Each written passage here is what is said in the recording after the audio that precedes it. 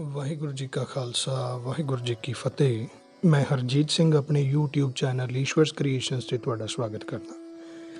ਪਿਆਰੇ ਸਰੋਤਿਓ, ਇਸ ਨਵੀਂ ਸੀਰੀਜ਼ ਦੇ ਵਿੱਚ ਮੈਂ ਸਿੱਖ ਨਸਲਕੁਸ਼ੀ 1984 ਨਾਮ ਦੀ ਕਿਤਾਬ, ਜੋ ਕਿ ਸਰਦਾਰ ਸਿਮਰਜੀਤ ਸਿੰਘ ਜੀ ਦੁਆਰਾ ਸੰਪਾਦਿਤ ਹੈ ਤੇ ਸ਼੍ਰੋਮਣੀ ਗੁਰਦੁਆਰਾ ਪ੍ਰਬੰਧਕ ਕਮੇਟੀ ਦੀ ਧਰਮ ਪ੍ਰਚਾਰ ਕਮੇਟੀ ਵੱਲੋਂ ਪ੍ਰਕਾਸ਼ਿਤ ਹੈ। ਇਸ ਕਿਤਾਬ ਦੇ ਵਿੱਚ ਜੂਨ 1984 ਤੇ ਨਵੰਬਰ 1984 ਦੇ ਦੌਰਾਨ ਸਿੱਖ ਕੌਮ ਤੇ ਜੋ ਘੱਲੂਘਾਰਾ ਵਰਤਾਇਆ ਗਿਆ, ਇਸ ਘੱਲੂਘਾਰੇ ਨੂੰ ਜਿਨ੍ਹਾਂ ਨੇ ਆਪਣੀ ਹੱਡੀ ਹੰਢਾਇਆ, ਜਿਨ੍ਹਾਂ ਦੇ ਪਰਿਵਾਰਾਂ ਦਾ ਨੁਕਸਾਨ ਇਸ ਘੱਲੂਘਾਰੇ ਦੇ ਦੌਰਾਨ ਹੋਇਆ, ਉਹਨਾਂ ਨੇ ਛੋਟੇ ਛੋਟੇ ਲੇਖ ਲਿਖੇ ਸਨ ਤੇ ਇਹਨਾਂ ਲੇਖਾਂ ਨੂੰ ਇਕੱਤਰ ਕਰਕੇ ਸੰਪਾਦਿਤ ਕੀਤਾ ਸਰਦਾਰ ਸਿਮਰਜੀਤ ਸਿੰਘ ਜੀ ਨੇ। ਅਗਲੀ ਪੀੜ੍ਹੀ ਵਾਸਤੇ ਇਹ ਜਾਣਕਾਰੀ ਬਹੁਤ ਅਹਿਮ ਹੈ। ਮੇਰਾ ਖਿਆਲ ਹੈ ਕਿ ਸਾਰਿਆਂ ਦੇ ਘਰਾਂ ਵਿੱਚ ਇਹ ਕਿਤਾਬ ਹੋਣੀ ਚਾਹੀਦੀ ਹੈ। ਆਪ ਸਾਰਿਆਂ ਨੂੰ ਬੇਨਤੀ ਹੈ, ਆਪ ਇੱਕ ਕਾਪੀ ਜ਼ਰੂਰ ਆਪਣੇ ਘਰ ਵਿੱਚ ਲਿਆ ਕੇ ਰੱਖੋ ਤਾਂ ਕਿ ਤੁਹਾਡੇ ਬੱਚੇ ਪੜ੍ਹ ਸਕਣ, ਆਪਣਾ ਇਤਿਹਾਸ ਜਾਣ ਸਕਣ। ਆਪਣੇ ਇਸ ਉੱਦਮ ਦੇ ਰਾਹੀਂ ਮੈਂ ਇਹ ਕਿਤਾਬ ਤੁਹਾਡੇ ਸਾਰਿਆਂ ਨਾਲ ਸਾਂਝੀ ਕਰਨ ਜਾ ਰਿਹਾ।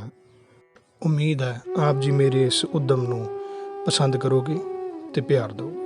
ਆਓ ਜੀ ਸ਼ੁਰੂ ਕਰਦੇ ਹਾਂ। ਕਿਤਾਬ ਦਾ ਨਾਮ ਹੈ ਸਿੱਖ ਨਸਲਕੁਸ਼ੀ 1984। ਸੰਪਾਦਕ ਨੇ ਸਰਦਾਰ ਸਿਮਰਜੀਤ ਸਿੰਘ। ਕਿਤਾਬ ਸ਼ੁਰੂ ਹੁੰਦੀ ਹੈ ਜੀ ਉਸ ਸਮੇਂ ਦੇ ਸ਼੍ਰੋਮਣੀ ਕਮੇਟੀ ਦੇ ਪ੍ਰਧਾਨ ਪ੍ਰੋਫੈਸਰ ਕਿਰਪਾਲ ਸਿੰਘ ਬਡੂੰਗਰ ਜੀ ਦੇ ਸੰਦੇਸ਼ ਦੁਆਰਾ। ਆਓ ਜੀ ਪੜ੍ਹਦੇ ਹਾਂ। 20ਵੀਂ ਸਦੀ ਦਾ 1984 ਈਸਵੀ ਦਾ ਸਾਲ ਸਿੱਖਾਂ ਲਈ ਮਾਨਸਿਕ ਪੀੜਾ ਦੇਣ ਵਾਲਾ ਹੈ। ਇਸ ਸਾਲ ਦੇ ਜੂਨ ਅਤੇ ਨਵੰਬਰ ਮਹੀਨੇ ਵਿੱਚ ਸਿੱਖਾਂ ਤੇ ਜੋ ਤਸ਼ੱਦਦ ਹੋਇਆ, ਉਸ ਨੂੰ ਸੁਣ ਕੇ ਸਾਰੀ ਦੁਨੀਆ ਤਰਾਹ-ਤਰਾਹ ਕਰ ਉੱਠੀ। ਇਹਨਾਂ ਮਹੀਨਿਆਂ ਵਿੱਚ ਵਾਪਰੀਆਂ ਘਟਨਾਵਾਂ ਨੂੰ ਜਗਤ ਪ੍ਰਸਿੱਧ ਇਤਿਹਾਸਕਾਰਾਂ ਨੇ ਸਿੱਖ ਨਸਲਕੁਸ਼ੀ ਦਾ ਨਾਮ ਦਿੱਤਾ ਹੈ। ਜੂਨ 1984 ਈਸਵੀ ਵਿੱਚ ਸਿੱਖਾਂ ਤੇ ਉਹ ਮੰਦਭਾਗਾ ਸਮਾਂ ਆਇਆ ਜਦੋਂ ਹਿੰਦੁਸਤਾਨ ਦੀ ਆਧੁਨਿਕ ਹਥਿਆਰਾਂ ਨਾਲ ਲੈਸ ਆਧੁਨਿਕ ਸਿਖਲਾਈ ਪ੍ਰਾਪਤ ਫੌਜ ਨੇ ਸ੍ਰੀ ਦਰਬਾਰ ਸਾਹਿਬ, ਸ੍ਰੀ ਹਰਿਮੰਦਰ ਸਾਹਿਬ, ਸ੍ਰੀ ਅੰਮ੍ਰਿਤਸਰ ਸਮੇਤ 40 ਦੇ ਲਗਭਗ ਗੁਰਦੁਆਰਾ ਸਾਹਿਬਾਨ ਨੂੰ ਇੱਕੋ ਸਮੇਂ ਟੈਂਕਾਂ, ਤੋਪਾਂ ਅਤੇ ਸਵੈ ਚਾਲਿਤ ਹਥਿਆਰਾਂ ਨਾਲ ਘੇਰ ਕੇ ਹਮਲਾ ਕੀਤਾ। ਹਜ਼ਾਰਾਂ ਦੀ ਗਿਣਤੀ ਵਿੱਚ ਸ਼ਰਧਾਲੂ ਸ਼ਹੀਦੀਆਂ ਪਾ ਗਏ। ਦੂਸਰੀ ਘਟਨਾ ਨਵੰਬਰ 1984 ਈਸਵੀ ਵਿੱਚ ਦੇਸ਼ ਦੀ ਪ੍ਰਧਾਨ ਮੰਤਰੀ ਇੰਦਰਾ ਗਾਂਧੀ ਦੀ ਮੌਤ ਤੋਂ ਬਾਅਦ ਸਿੱਖਾਂ ਨੂੰ ਮਿੱਥ ਕੇ ਨਿਸ਼ਾਨਾ ਬਣਾਏ ਜਾਣ ਕਾਰਨ ਵਾਪਰੀ। ਦੇਸ਼ ਦੇ ਅਲੱਗ-ਅਲੱਗ ਛੋਟੇ ਵੱਡੇ ਨਗਰਾਂ ਵਿੱਚ ਸਿੱਖਾਂ ਨੂੰ ਅਣਮਨੁੱਖੀ ਤਸੀਹੇ ਦੇ ਕੇ ਸ਼ਹੀਦ ਕੀਤਾ ਗਿਆ। ਇਹਨਾਂ ਘਟਨਾਵਾਂ ਦੀ ਪੀੜ ਸਿੱਖ ਮਾਨਸਿਕਤਾ ਵਿੱਚ ਹਮੇਸ਼ਾ ਮਹਿਸੂਸ ਕੀਤੀ ਜਾਂਦੀ ਰਹੇਗੀ। ਸੰਨ 2009 ਈਸਵੀ ਵਿੱਚ ਇਹਨਾਂ ਘਟਨਾਵਾਂ ਦੇ 25 ਸਾਲ ਪੂਰੇ ਹੋ ਜਾਣ ਉੱਪਰ ਸ਼੍ਰੋਮਣੀ ਗੁਰਦੁਆਰਾ ਪ੍ਰਬੰਧਕ ਕਮੇਟੀ ਦੀ ਧਰਮ ਪ੍ਰਚਾਰ ਕਮੇਟੀ ਵੱਲੋਂ ਪ੍ਰਕਾਸ਼ਿਤ ਹੁੰਦੇ ਮਾਸਿਕ ਪੱਤਰ ਗੁਰਮਤਿ ਪ੍ਰਕਾਸ਼ ਦੇ ਵਿਸ਼ੇਸ਼ ਅੰਕ ਪ੍ਰਕਾਸ਼ਿਤ ਕੀਤੇ ਗਏ। ਇਹਨਾਂ ਅੰਕਾਂ ਵਿੱਚ ਇਹਨਾਂ ਘਟਨਾਵਾਂ ਦੇ ਚਸ਼ਮਦੀਦ, ਜਿਨ੍ਹਾਂ ਨੇ ਇਹ ਕਸ਼ਟ ਆਪਣੇ ਪਿੰਡੇ ਤੇ ਹੰਢਾਏ ਤੇ ਵਾਪਰਦੇ ਦੇਖੇ, ਉਹਨਾਂ ਦੀਆਂ ਘਟਨਾਵਾਂ ਨੂੰ ਲੇਖਾਂ ਦੇ ਰੂਪ ਵਿੱਚ ਛਾਪਿਆ ਗਿਆ। ਪਾਠਕਾਂ ਦੀ ਪੁਰਜ਼ੋਰ ਮੰਗ ਤੇ ਇਹਨਾਂ ਅੰਕਾਂ ਨੂੰ ਜਨਵਰੀ 2011 ਈਸਵੀ ਵਿੱਚ ਪਹਿਲੀ ਵਾਰ ਪੁਸਤਕ ਦੇ ਰੂਪ ਵਿੱਚ ਛਾਪਿਆ ਗਿਆ। ਹੁਣ ਇਸ ਪੁਸਤਕ ਨੂੰ ਦੂਜੀ ਵਾਰ ਛਾਪਿਆ ਜਾ ਰਿਹਾ ਹੈ। ਇਹ ਪੁਸਤਕ ਇਤਿਹਾਸ ਦੇ ਖੋਜੀਆਂ ਲਈ ਖਾਸ ਮਹੱਤਤਾ ਵਾਲੀ ਹੈ ਅਤੇ 1984 ਈਸਵੀ ਦੀਆਂ ਘਟਨਾਵਾਂ ਦੀ ਖੋਜ ਕਰਨ ਵਾਲੇ ਖੋਜਾਰਥੀਆਂ ਲਈ ਮੁੱਢਲੇ ਸਰੋਤ ਦੇ ਤੌਰ ਤੇ ਕੰਮ ਆਉਣ ਵਾਲੀ ਹੈ। ਮੈਨੂੰ ਪੂਰੀ ਆਸ ਹੈ ਕਿ ਇਤਿਹਾਸ ਦੇ ਖੋਜੀ ਅਤੇ ਪਾਠਕ ਇਸ ਪੁਸਤਕ ਤੋਂ ਭਰਪੂਰ ਲਾਹਾ ਪ੍ਰਾਪਤ ਕਰ ਸਕਣਗੇ। ਗੁਰੂ ਪੰਥ ਦਾ ਦਾਸ ਕਿਰਪਾਲ ਸਿੰਘ ਬਡੂੰਗਰ। ਇਸ ਤੋਂ ਅੱਗੇ ਸਰਦਾਰ ਸਿਮਰਜੀਤ ਸਿੰਘ, ਜਿਨ੍ਹਾਂ ਨੇ ਇਸ ਪੁਸਤਕ ਨੂੰ ਸੰਪਾਦਿਤ ਕੀਤਾ ਹੈ, ਉਹਨਾਂ ਵੱਲੋਂ ਪ੍ਰਸਤਾਵਨਾ ਲਿਖੀ ਹੋਈ ਹੈ ਜੋ ਇਸ ਪ੍ਰਕਾਰ ਹੈ।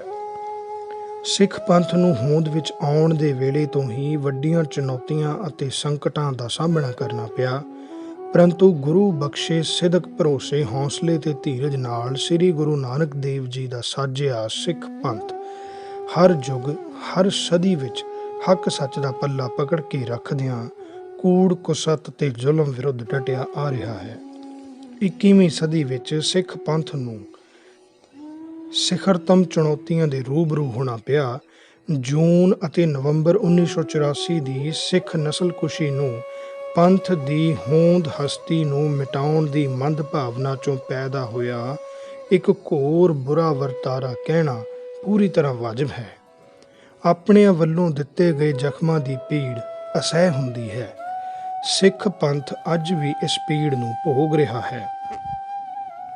ਆਪਣੇ ਹੀ ਮੁਲਕ ਵਿੱਚ ਸਰਬੱਤ ਦਾ ਭਲਾ ਮੰਗਣ ਵਾਲੇ ਅਤੇ ਅਮਲੀ ਰੂਪ ਵਿੱਚ ਕੰਮ ਕਰਨ ਵਾਲੇ ਸਿੱਖ ਪੰਥ ਨੂੰ 21ਵੀਂ ਸਦੀ ਦੇ 9ਵੇਂ ਦਹਾਕੇ ਵਿੱਚ ਖਤਮ ਕਰਨ ਦੀਆਂ ਸ਼ਾਤਰ ਅਤੇ ਕੋਝੀਆਂ ਚਾਲਾਂ ਚੱਲੀਆਂ ਗਈਆਂ।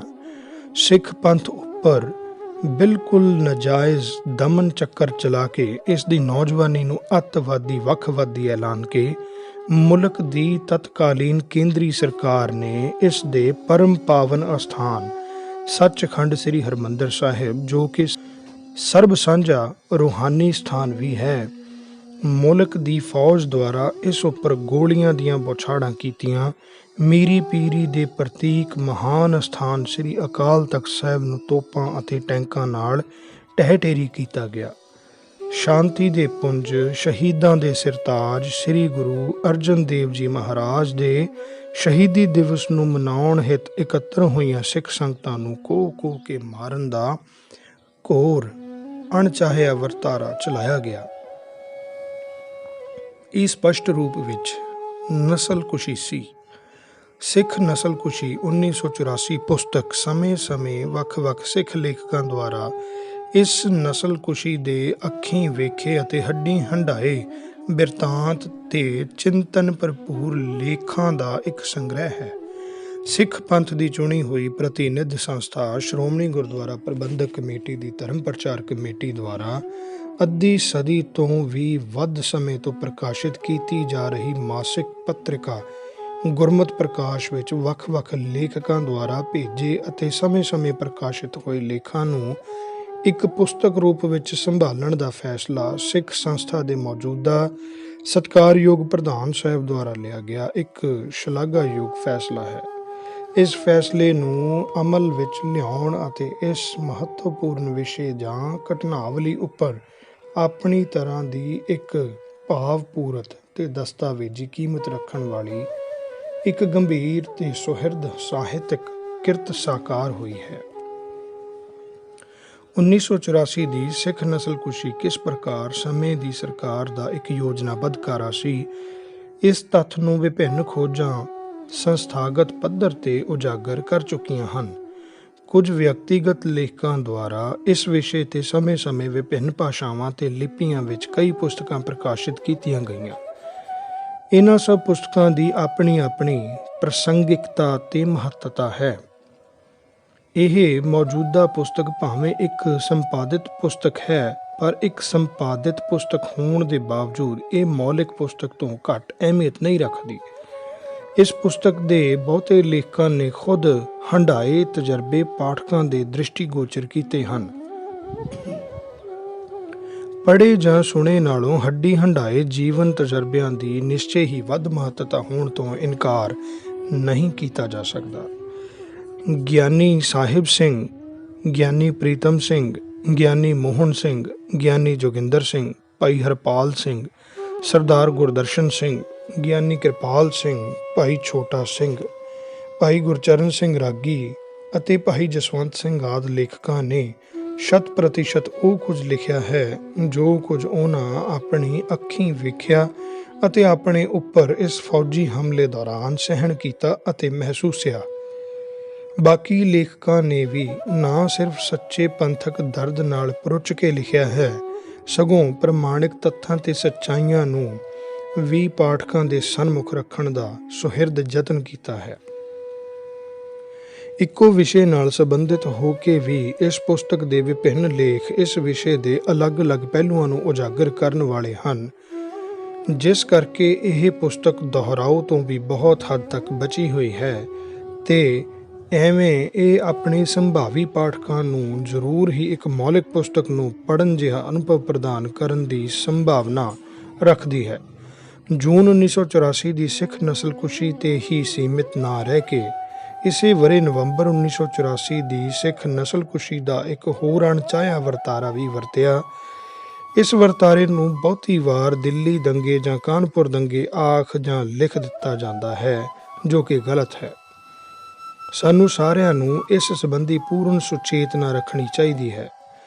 ਇਸ ਵਿਸ਼ੇ ਉੱਪਰ ਪ੍ਰਾਪਤ ਹੋਏ ਕੁਝ ਕੁ ਚੰਗੇ ਲੇਖਾਂ ਨੂੰ ਇਸ ਪੁਸਤਕ ਵਿੱਚ ਜਗ੍ਹਾ ਦੇਣ ਦਾ ਮੋਹ ਛੱਡਿਆ ਨਹੀਂ ਜਾ ਸਕਦਾ, ਪਰ ਇਹ ਲੇਖ ਗਿਣਤੀ ਵਿੱਚ ਜ਼ਿਆਦਾ ਨਾ ਹੋਣ ਕਰਕੇ ਸਿਰਫ ਇੱਕ ਪ੍ਰਵੇਸ਼ ਮਾਤਰ ਹੀ ਹਨ। ਫਿਰ ਵੀ ਇਹ ਬਹੁਤ ਪ੍ਰਭਾਵਸ਼ਾਲੀ ਕਿਰਤਾਂ ਜ਼ਰੂਰ ਹਨ। ਸੰਸਥਾ ਇੱਕ ਸਨਿਮਰ ਇਕਰਾਰ ਕਰਦੀ ਹੈ ਕਿ ਇਸ ਵਿਸ਼ੇ ਤੇ ਆਉਣ ਵਾਲੇ ਸਮੇਂ ਵਿੱਚ ਇੱਕ ਅਲੱਗ ਪੁਸਤਕ ਜਾਂ ਗੁਰਮਤ ਪ੍ਰਕਾਸ਼ ਦਾ ਇੱਕ ਵਿਸ਼ੇਸ਼ ਅੰਕ ਪ੍ਰਕਾਸ਼ਿਤ ਕਰਨ ਦਾ ਉਪਰਾਲਾ ਆਪਣੀਆਂ ਸੀਮਾ ਤੇ ਸਮਰੱਥਾ ਮੁਤਾਬਕ ਜ਼ਰੂਰ ਕਰੇਗੀ।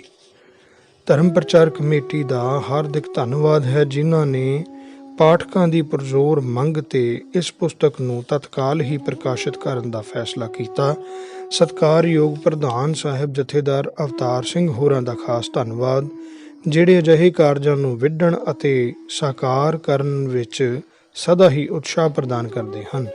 ਮੈਂ ਇਸ ਪੁਸਤਕ ਦੀ ਸੰਪਾਦਨਾ ਵਿੱਚ ਵੱਡਮੁੱਲਾ ਯੋਗਦਾਨ ਪਾਉਣ ਵਾਲੇ ਮੇਰੇ ਸਾਥੀ ਸਰਦਾਰ ਸੁਰਿੰਦਰ ਸਿੰਘ ਨਿਮਾਣਾ, ਪੁਸਤਕ ਦੀ ਸਮੱਗਰੀ ਨੂੰ ਟਾਈਪ ਕਰਕੇ ਤੇ ਟਾਈਟਲ ਡਿਜ਼ਾਈਨ ਕਰਨ ਵਾਲੇ ਬੀਬਾ ਮਨਮੋਹਨ ਕੌਰ, ਪ੍ਰੂਫ ਰੀਡਰ ਸਰਦਾਰ ਜਗਜੀਤ ਸਿੰਘ ਅਤੇ ਸਰਦਾਰ ਜਸਪਾਲ ਸਿੰਘ ਅਤੇ ਗੋਲਡਨ ਆਫਸੈਟ ਪ੍ਰੈਸ ਦੇ ਸਮੂਹ ਮੁਲਾਜ਼ਮਾਂ ਦਾ ਤਹਿ ਦਿਲੋਂ ਧੰਨਵਾਦੀ ਹਾਂ, ਜਿਨ੍ਹਾਂ ਨੇ ਆਪਣੀ ਡਿਊਟੀ ਪੂਰੀ ਮਿਹਨਤ ਅਤੇ ਲਗਨ ਨਾਲ ਨਿਭਾਈ ਹੈ। ਸਮੂਹ ਲੇਖਕ ਵੀਰਾਂ ਤੇ ਭੈਣਾਂ ਨੂੰ ਹਾਰਦਿਕ ਬੇਨਤੀ ਤੇ ਸੁਝਾਅ ਵੀ ਹੈ ਕਿ ਜੇਕਰ ਉਹਨਾਂ ਕੋਲ ਇਹਨਾਂ ਦੋਨਾਂ ਵਿਸ਼ਿਆਂ ਤੇ ਕੁਝ ਜ਼ਾਹਰ ਕਰਨ ਯੋਗ ਹੈ ਤਾਂ ਉਹ ਜ਼ਰੂਰ ਇਸ ਦਿਸ਼ਾ ਵਿੱਚ ਉਪਰਾਲਾ ਕਰਨ। ਸਮਕਾਲੀ ਪੰਜਾਬੀ ਕਵੀ ਸੁਰਜੀਤ ਸਿੰਘ ਪਾਤਰ ਦੇ ਬੋਲ ਹਨ, ਮੇਰੇ ਯਾਰ ਜੋ ਇਸ ਆਸ ਤੇ ਮਰ ਗਏ ਕਿ ਮੈਂ ਉਹਨਾਂ ਦੇ ਗਮ ਦਾ ਬਣਾਵਾਂਗਾ ਗੀਤ। ਜੇ ਮੈਂ ਚੁੱਪ ਹੀ ਰਿਹਾ, ਜੇ ਮੈਂ ਕੁਝ ਨਾ ਕਿਹਾ, ਬਣ ਕੇ ਰੂਹਾਂ ਭਟਕਦੇ ਸਦਾ ਰਹਿਣਗੇ। ਹਿੱਤੂ ਸਿਮਰਜੀਤ ਸਿੰਘ, ਦਸੰਬਰ 2010।